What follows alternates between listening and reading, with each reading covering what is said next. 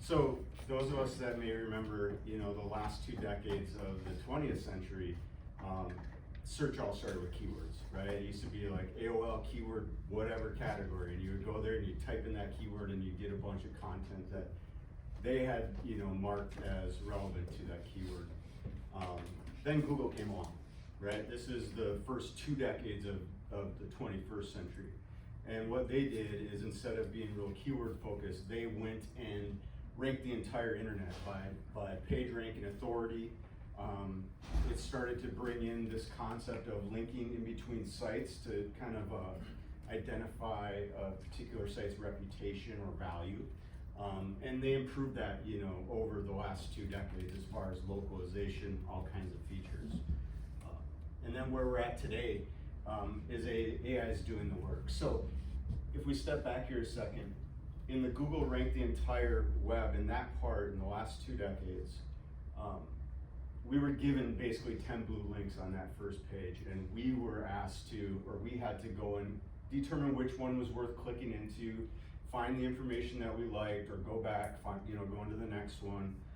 Sometimes that bit of information gave us something that we then wanted to research further, and we're kind of in that same loop, right? Where we're doing the research. Now AI is doing that research. Instead of giving us 10 links, they're giving us usually 2 to 3 sources or citations based on what we're asking. Another reason this evolved so significantly is that we're just more complex. We want to ask more complex questions, right? That first iteration was, what's your keyword? The second iteration, Google, you could ask like a sentence, right? And say, I'm looking for this. And they would make sense of that and distill that down to what you're really wondering. And now it's like we can ask multi-step complex questions right out of the gate, and the systems understand or try to understand what we're asking.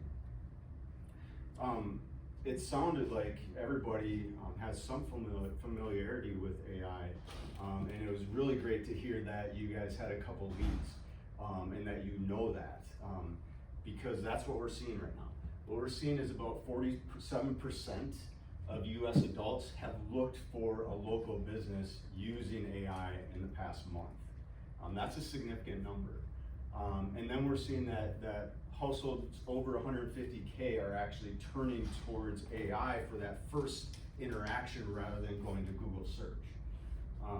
And even those that are still using Google search are seeing AI overviews at the top, and it's kind of, it's not what it used to be. It's still AI driving it. So the landscape is changing, and it's changing rapidly. And that's what we'll talk about next, is just how fast things are moving and what moves. So new models come out all the time. I mean, they've been slowing down, not really. Pretty much every week, one of the major systems is rolling out a new model. When it rolls out a new model, the whole baseline changes. I'll show you some information here soon that's from one model, and you'll see how out of date it is. And that's because it's grounded in from a certain date. And so everything we put out there has to wait till the next model can find it, unless it does web search. And it's 2 different things that we'll kind of chat about. Either the memory within the model, AI can't remember anything. You're talking to it, and it doesn't remember your context. One chat to another, it doesn't remember that context. And so, but when we talk about memory, we're really talking about what the model was trained on and that baseline of data that it has. And a lot of people are wondering about this, and wondering, why is it, or how can my business operate in it then? So the issue is, you can ask the same question and get different answers. And it's not that that hasn't been the case with Google. It absolutely has, especially when it comes around localization, but it's at a whole nother level. So when you ask it, what you're saying, how you phrase the initial question or initial conversation, where you're asking from, your location, who it thinks you are. And we'll talk a lot about that, because that's a big factor for businesses. Which engine you ask, and we'll talk about that, and I think there's some questions about, which models are, is worth using, and there's a lot of different situations that drive that.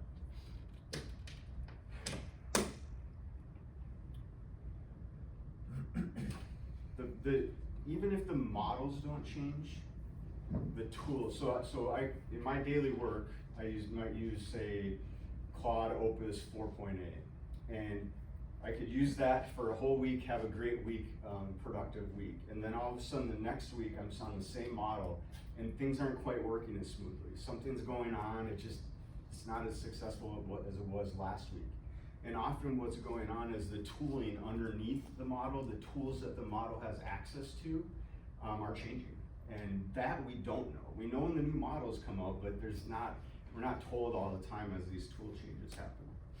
I want to clarify on that a little bit, because the deeper you get in with AI, you'll hear different terms like tools, skills, and agents are probably the biggest, of the three that you'll hear of the model functionality. And they're different things, but they're related. So tools are what a model can call to do.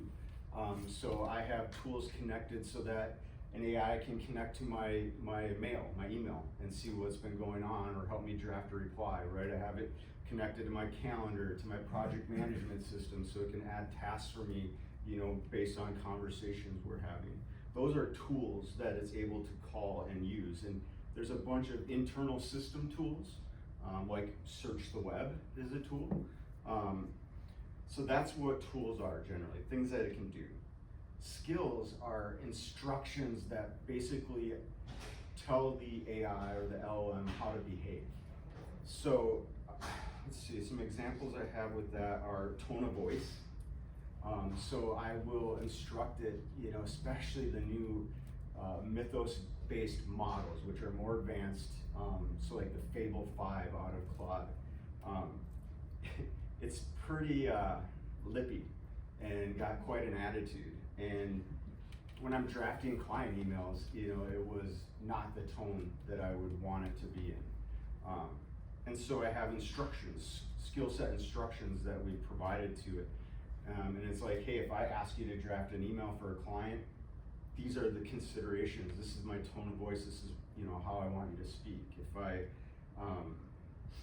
If I am doing coding, there's instructions. If I ask it to QA a website that we just built together, whether we built it with AI or not, I've instructed it to go use our browser stack, API, and to test for these certain things, right? Otherwise, if we aren't providing those types of directions, the AI will do a lot of those things.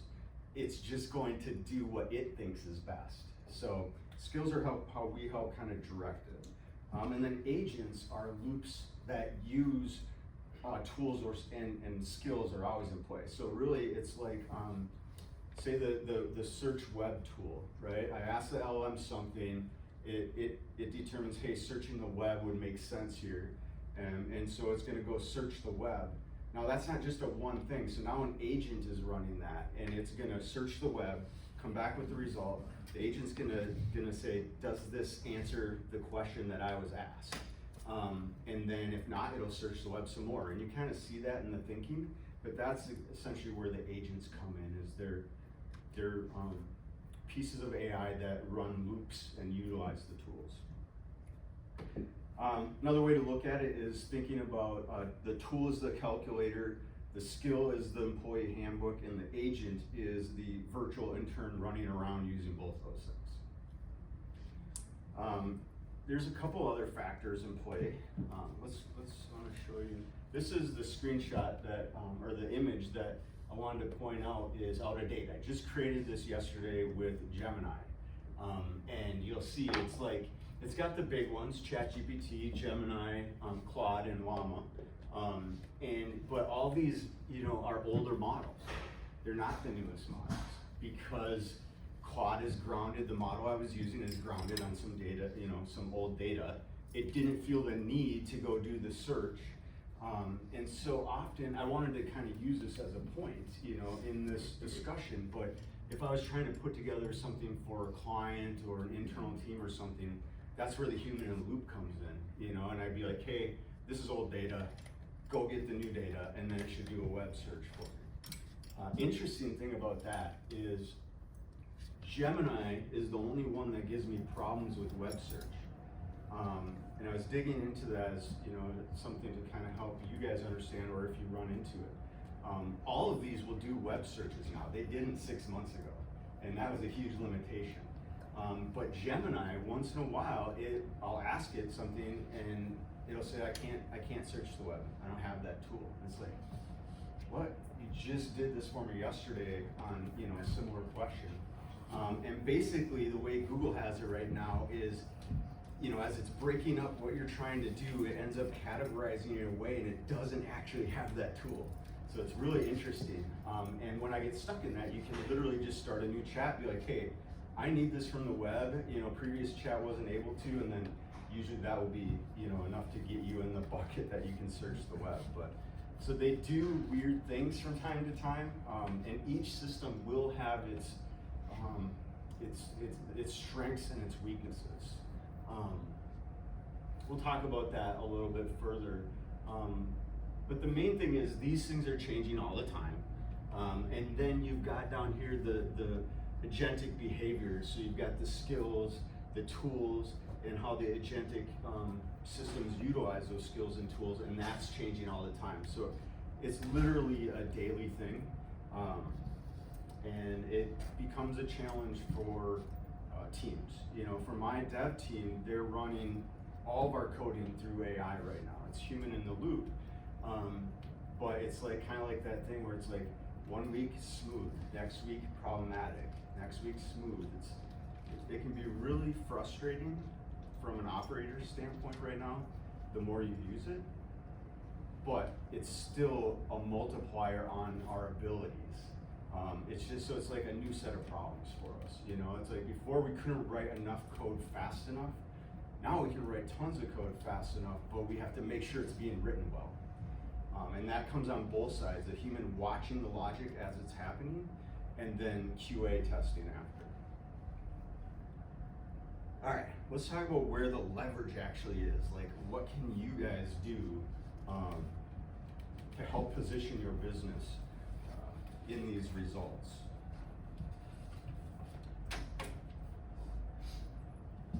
So I always tell my clients, you know, let's do what we can control now, you know, rather than trying to get to the end game, and then, you know, we'll go from there. And there's some really simple things that pretty much everybody can improve upon. So what we control what our website, particularly our homepage, says. That's a huge factor that we'll talk about. You control whether the text, the facts that you put out there across your profiles, your information, is accurate and in line, right? You know, some issues there that I've seen, it's like the website says, hey, 20% off this month, and then a social post says 15% off, and because it was last month, but it hasn't been corrected yet, or it hasn't been removed, or the 20 hasn't been added. So those types of things create trust problems for the AI systems. Basically, when it comes to AI, trust is everything. And this has been, to some degree, Google has been moving in this direction for years, but this takes it to a whole new level. Contradictions create lack of trust. They want steady information that's repeatable, and if you're kind of a little wishy-washy in a couple ways, they're gonna find a competitor that isn't usually. An interesting thing is AI doesn't just need more information about you, it needs enough consistent signals. So that consistency is really important, because with those, it's framing a picture of your business, either of you personally, of your business, or both, depending on the industry you're in and how you're presenting yourselves.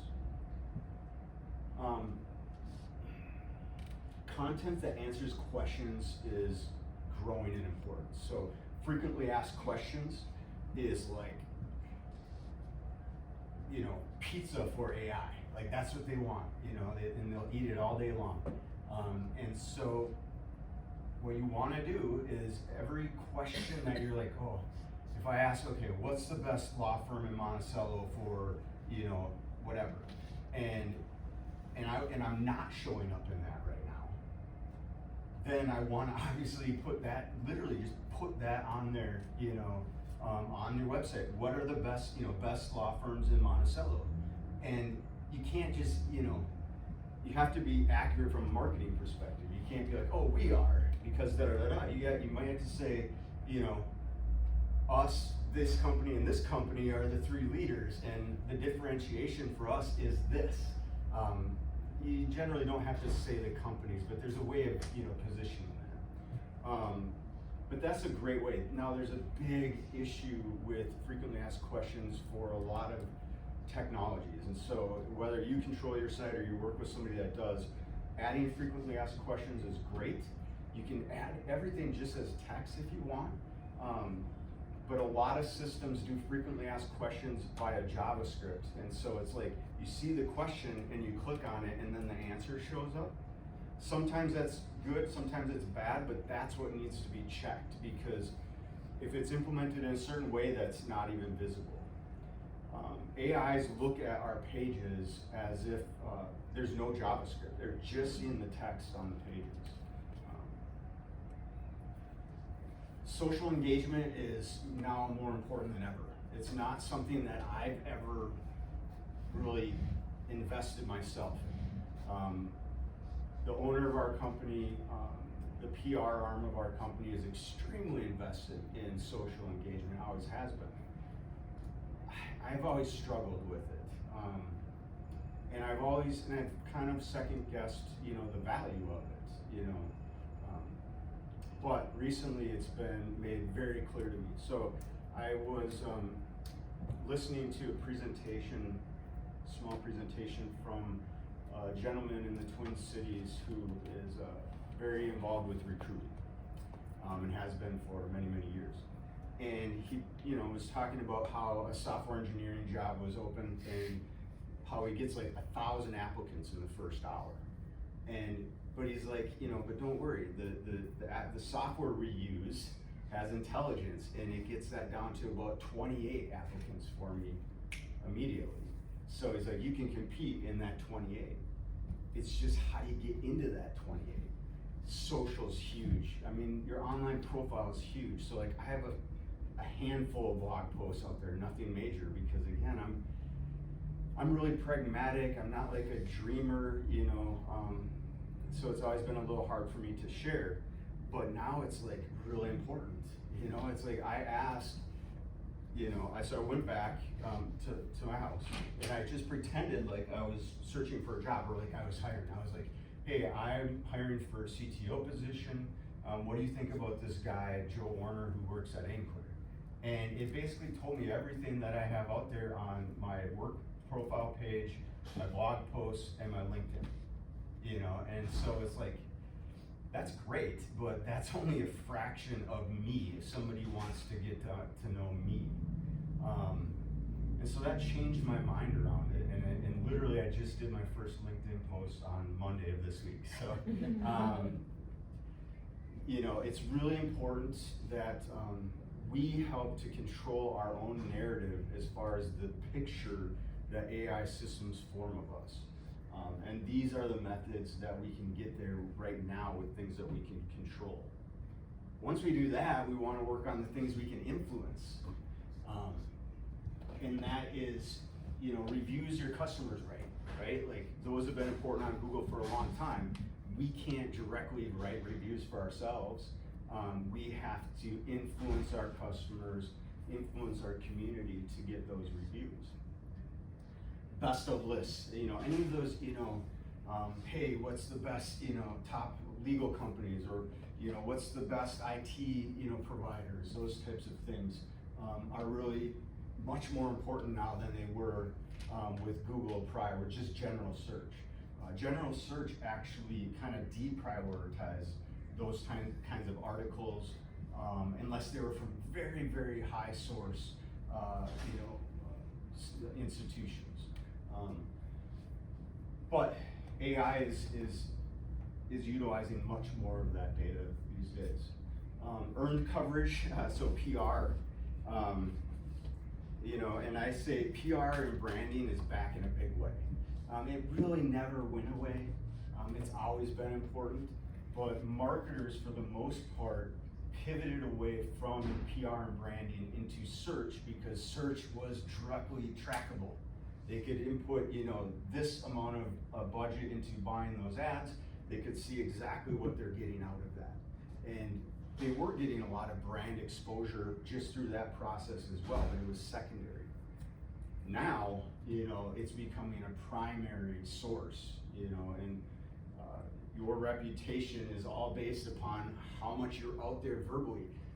I kind of like it for my clients because for the past couple of decades, it's been, okay, we need links, we need links, we need links.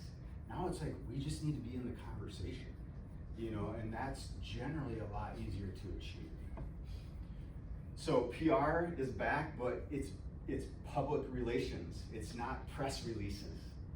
That's, press releases, even in the day of AI, are not nearly as valuable as getting some type of earned media, whether that's, being on some type of local news, or in a local article, things like that. Relationships matter more than ever right now. Media coverage, roundups, reviews, that all comes from people. And so that's ultimately how we influence those. Interesting thing is, if you can't get into the roundup, you can't get into the list, just make your own. Again, it's gotta be legit. You can't make your own list and put yourself at the top and the second and the third because you're the best at everything, right? But you can make your own list and make it legitimate. It doesn't have to be top of the line. It could be list of companies that are scaling their dev departments. I work for a marketing agency, and I don't really want to talk about competing marketers, but I could take a part of what we do and look at that and see who else is talking about it and fit ourselves into that. So we can just make our own these days, and if we put it out there, it gets consumed and utilized if it's trustworthy.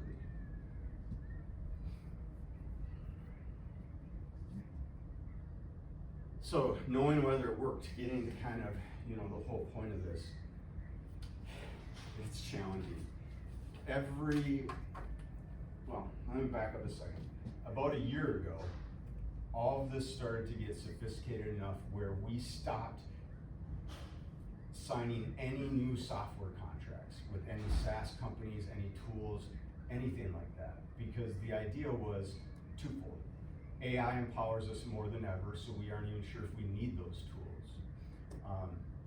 And second of all, nobody can quantify right now how it's working for somebody. We'll talk about the simplest method that we use, but the reality is the conversations, the queries that people want to ask are getting so complex. It's not just looking at a keyword. It's not just looking at intent plus that keyword. There's a lot of nuance to it. We're moving, as I mentioned, from rankings on those 10 links to mentions and citations.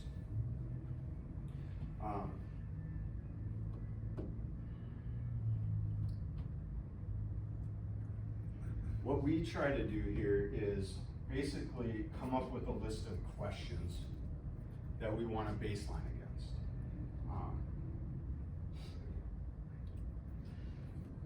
We write that list once, we don't let that evolve, right? So, or if we do, we have to kind of reset our baseline and our metrics. But we spread it out against questions that name the people within the organization that are visible and the company name, right? We want to understand from a branding perspective where we're positioned. Example of this recently, large company that we worked for, one of the biggest companies, we did some studying for them as far as AI visibility. And you'd be like, oh, why, yeah, the brand, of course I'm gonna show up, right? You're searching for my brand, and yeah, they show up. But there's inaccurate information. They literally listed some of this brand's products and put some of their competitors' products in there. They made some claims that didn't align, with some of the products. And so that's why, brand can be important as well, is to make sure you're not misrepresented. And it gives you that picture of what AI knows of you. So how can I improve that? How can we improve that? Questions describing, what your customers' problems are. I mean, those are not, also really what you also want to be tracking besides brands. So anything you can think of, as far as what your questions, it could be like, do we do web development? It could be like, do we do app development? Like the different flavors. What languages do we code in? What languages can we support?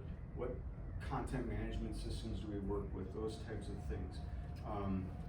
And so asking the questions that you think people will be asking. The complexity comes into intent, location. So it's good to know where you're at for the most part. And if you say, hey, I'm looking for some type of company, near me, like it's going to, factor in that. So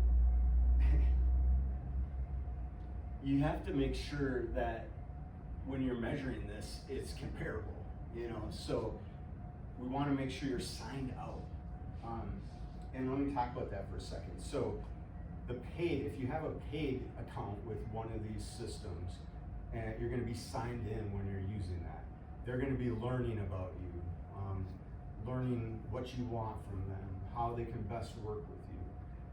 And if you ask these questions in your paid account, it's going to try to placate you. It's going to try to,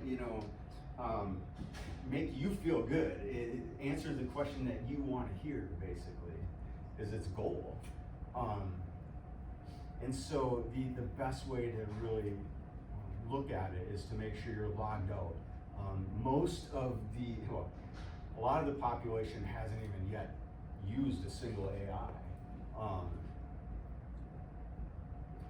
But those, I'm sorry, I lost my train of thought there. I really do it so I can have another yes man, that's what I want. Well, right, yeah, so you want to be logged out to get the real view of what people are seeing. Oh, that's where it's going with it, is the vast majority of people that have used AI have just dabbled with it with free accounts. The people that are paying for paid accounts are the very, very, very few minimum. Now they're very powerful, and I would highly recommend using a paid account. The capabilities that you have access to significantly different. The results you'll get when trying to do business work significantly different. But from a measurement standpoint, for what your customers see, log out. Makes sense. When you're checking it, check from the same location, right? Don't check from your office, in Monticello, and then the next month, check from your house in St. Cloud, and then the next month, check, from Boston while you're on the road. That's gonna, mess up all of your data, basically. So pick where it makes most sense for you to check from and be consistent in that. The number you're looking for is simply how many times am I being named, which is going to be what people call mention, or how many times am I linked to, and those are the citations. So you'll usually hear this as mentions or citations.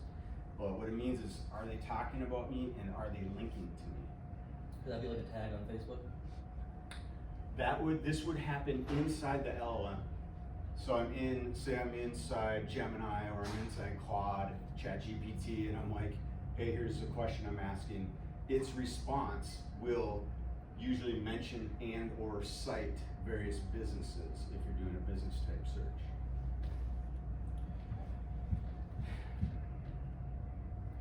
Be wary of any tools right now that claim they have this down. You're really better off doing this in a small, controlled environment for yourself. All the big tool makers are trying to do this. A lot of them claim to do this really well, and they don't. The reality is the landscape is so large. It's not just Google. We had just Google for a long time. Then we had Google and Bing. Okay, well, we had two systems. That was enough to manage. Now we've got, 4 major systems that have different flavors within them. On top of that, many, many other systems as well. So we're still not buying into tools. And it'll be, I expect, at least another 6 months to a year before we consider them reliable and viable. They're also gonna be more expensive than what we're used to in rank tracking and things like that, because the amount of data they have to pump through and essentially purchase through by way of tokens is significantly more. So with that, I'd like to just kind of spend the rest of the time with some open discussion. I'm curious, how you guys have used it, questions or concerns you have, and then I definitely want to answer some of the questions that came up initially as far as how I'm using it, how I'm picking models, things like that. Are you using Claude as your main? So, my main, yes, because I'm essentially a technician, right? I'm an engineer. I'm working in code. I'm asking engineer type questions, right? And so Claude is usually the system I use the most.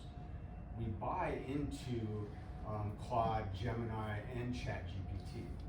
I use ChatGPT the least right now, and I use Gemini for more business related things, or especially if I'm wondering about anything on the Google product side, like how to improve SEO, will this actually move the needle, those types of things.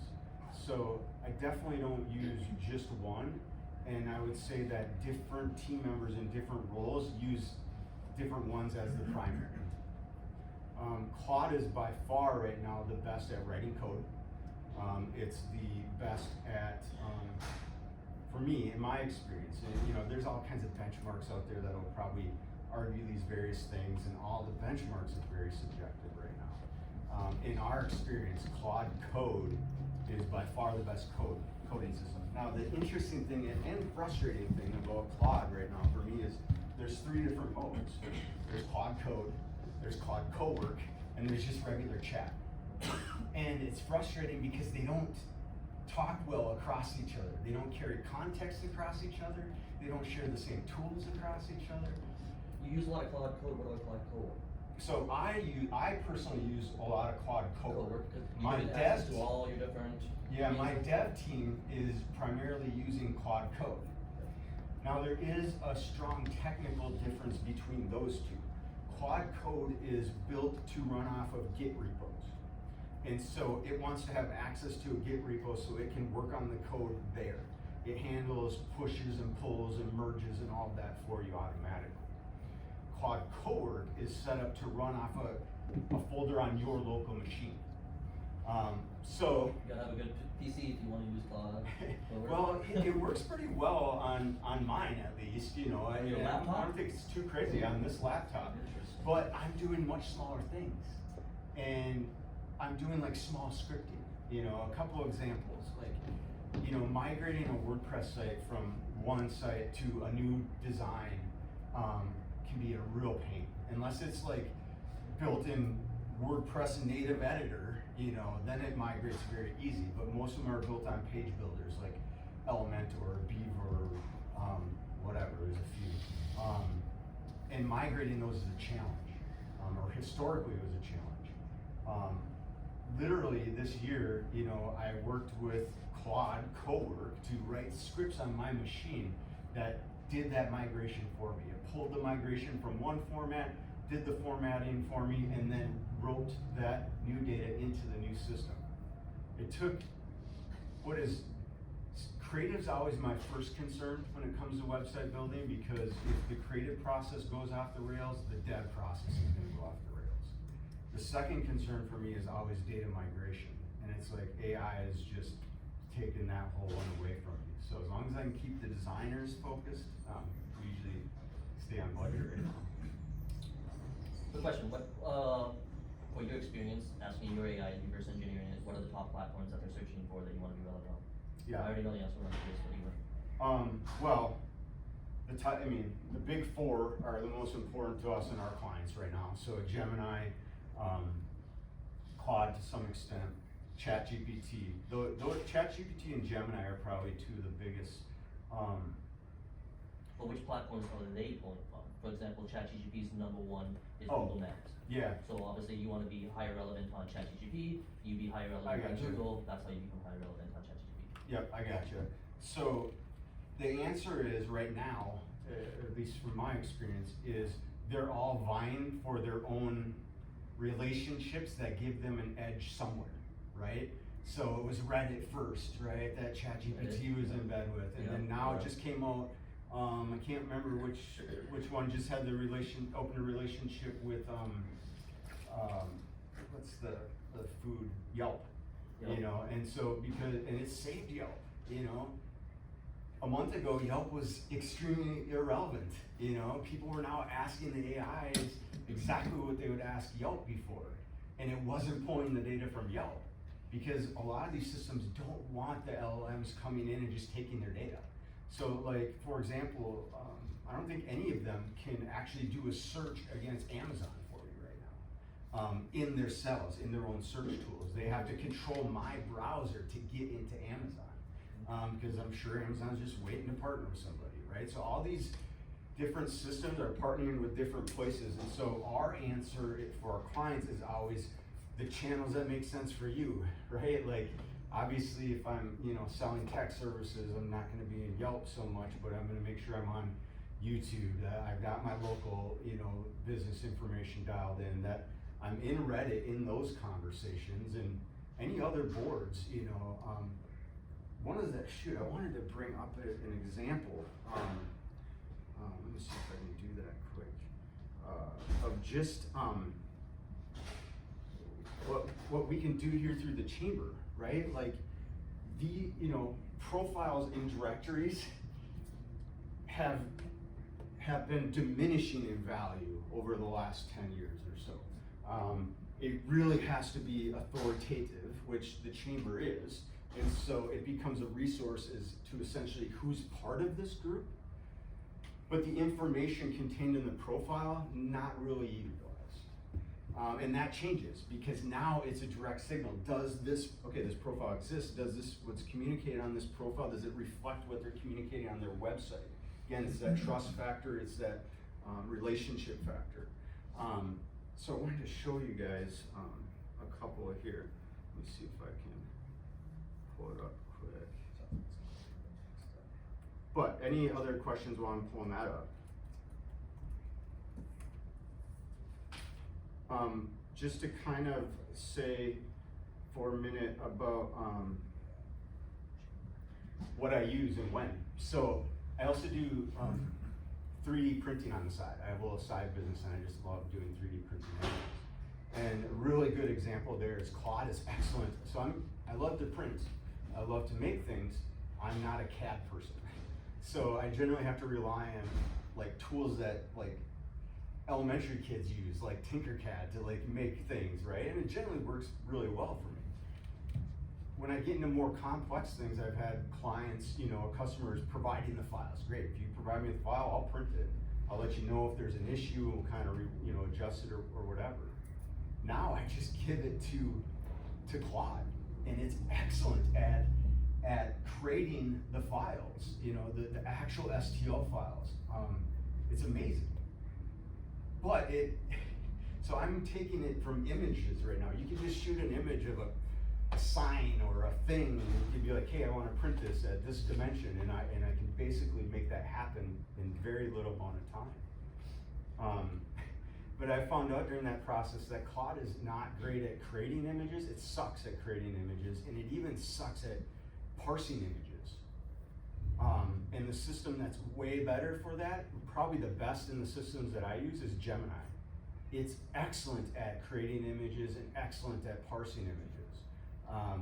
And so anytime I need to do something with an image, that graphic, that I showed you, I go to Gemini for that. If I need to write code, I need to do something technical, I go to Claude for that.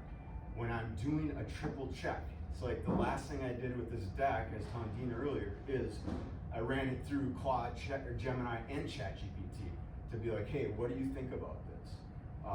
And because I want to see the output from all three weighed against each other. Fortunately, in this case, they were in good alignment. I think I took a piece of advice from ChatGPT and another piece of advice from Gemini and implemented, and then everything else was basically overlapped. So,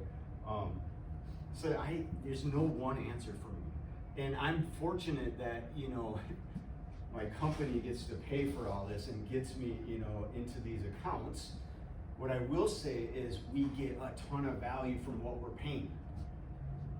For my dev team right now, we're a dev team of 4, and we're coding at times right now as a dev team of 20 to 40. So 5 to 10x the amount of code that we were writing before is what we're able to put through right now. Now I'm wondering where everyone was going with that. Anyway, the example I want to show you here is, so this is, the Chamber's advertising agency. So it's great that we have a profile here, but we have an advertising agencies category as well. So again, this is helping connect AI guys. And I want to show you what not to do with my profile that we've set up. And a lot of them are. It's just my contact information and about, kind of who we are and the tiniest blurb ever as far as what we do or what we could do for you guys. This is probably the minimum you need to even publish a profile, right? This is not ideal at all. It doesn't hurt. It used to hurt in some examples, but this doesn't hurt, just doesn't help. And if it doesn't stay up to date, it could contradict things that we're saying on our homepage, and then it hurts. But check this out. And I was hoping that Joni was gonna be here today. Oops, I just hit a tab. Look at this one. This is so much better. Live Google Map right there. Live Google Map shows, generally, where they want to operate, I guess. Not sure if I love the outline about that, if that's not the intent. But much more about us. Highlights linking into, their services. Picture of, the person behind it. So this is a great example of how to use a Chamber profile or any other profile that you're on. And it's well worth the time and effort to have these now. Having 10, 12 profiles like this across different groups, all very, very valuable. Just make sure you keep the content up to date, especially if you're pivoting, or if you're showing deals or things like that do change. Definitely got to keep those up to date. So keep a list, so you have a checklist of, okay, we need to go update all of these each time. We have about 5 minutes left or so. What else? What else haven't I answered for you? Anything? So as you were talking, I was doing a little bit of Google searching on my own and Yeah. Gemini and said, get reviews, right? Get reviews, that's one of the ways that they search there. Yeah. That's a hard enough thing for somebody who doesn't go get reviews, but each one of these things seems like just a monumental task to itself once you get in there. Yeah. What are the top 1 or 2 things, so I can be like Jake and get somebody to search me up on Yeah. reviews, Well, the main thing there is to first make sure and focus on what you can actually control, right? So that was, the homepage of your website is the most important. Make sure you're covering all the services that you do, and not in depth, right? But make sure you're linking to them. You have a headline that speaks to it, and ideally in there with the frequently asked question part. So if those things aren't on your webpage right now, that's the number one thing you can do to make sure you start to show up in there. Other than that, it would be these profiles. It would be your social posts, right? So it's a long game for sure. Also, just knowing that it takes new models to get regrounded in current data. I could be wrong, but the Mythos based models, I believe, are self-learning, and so basically self-grounding and regrounding, and don't have to wait for that period of time. But it is a waiting game, and Google has been too. They have crawl budget. They only come to your website so often. They only look at your content so often. So that's not necessarily a new thing. So frequently asked questions, social, and your your website content, particularly our homepage, is where I would start for sure. Then the reviews part is challenging, you know, but the biggest thing you could do there is, you know, you're tapping into that customer base when they're engaged, right? Is trying to find that right moment. And usually if you ask in person, so what I find, because I never leave reviews, and the frustrating thing is it's common for humans to only leave reviews when they're upset, right? And so this is where human relationship and personal touch comes in. I can tell you from my experience, the only time I leave a review is if somebody, a vendor I just utilize, personally asks me to leave the review, or did so well and triggered me with something, whether it be a card or a little, you know, postcard that said that it was asking for the review. So if it was a personal inquiry, it didn't have to be a home run, hit it out of the ballpark. As long as I was happy with the service, I almost always give those. If it's a piece of paper or an email, well, email requests, no way. If it's a piece of paper or a business card that asks for it, if I'm extremely happy, I'll do it. So everybody's different, obviously, but it really comes down to that asking right at that strategic time.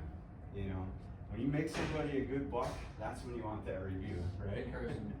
In person, ideally, yeah. You'll increase like 8 times the likelihood that you'll get the review if you ask in person, especially when you finish completing the work, whatever service you provided them, and they're happy, there's no better time. Yeah, and I think it generally clients and staff members of the clients that we work with find that it's a bit of a hurdle to start doing it, but once they start doing it, it becomes comfortable. So it's a great question. You can use AI services to ask for reviews, but quite often it's a third party. They gotta like accept terms. It looks fishy when a different party's asking a review on your behalf to the homeowner or something like that. And so you can try that for reviews too. Some people hate it. Yeah, exactly. It might work. You might get reviews. Everything, or most of what we've been talking about today is, you know, kind of the marketing side of AI, or how can we get visible and how can we gauge that? Probably one of the most interesting things for me right now in AI isn't about visibility, isn't about earning business, it's about being able to do the stuff that I either can't get in the organization right now, or I don't want to do. So I am a habitual procrastinator, and basically I've challenged myself over the past 6 months or so to anything that comes across my desk that I drag my feet on because I don't want to do, I think it's going to be too complex, I don't get supported by the business in the way I need, or every time we try to do this we just get the same results and I never get forward action. Those types of scenarios, I'm giving it to Claude in this case, because Claude, and I think the other systems are all, well, not Gemini, but maybe ChatGPT. But Claude, for me, I use they have scheduled tasks. And so I just ask it, you know, hey, I want to be able to do this. An example that I did this week was RFP, gathering RFPs, right? We never really chase after RFPs, but I like to know if they're going on, and I sure like to bid on one if it's really interesting to me. But gathering that, you're either paying for a service, and somebody has to be monitoring that, human vetting things, right? And so I have it now, it's like I tell it, you know, look at Minnesota, I tell it I want only, you know, web projects of a certain budget, and every day, and it comes in and it does that, and it finds some, and it dedupes, and it adds it right to my project management system, assigns it to me, assigns it to the creative director and my project manager to help vet, do we want to move this forward? So that's just one example, and it's really, you know, changing our industry. So for me, it is about, you know, it started out as doing things we already do, but at a higher scale, and now it's changed to bringing new capabilities for my team that we didn't have before. So very exciting times, very much a fluid thing, but to be very powerful for you as well. So we're out of time, and I really appreciate you guys coming today.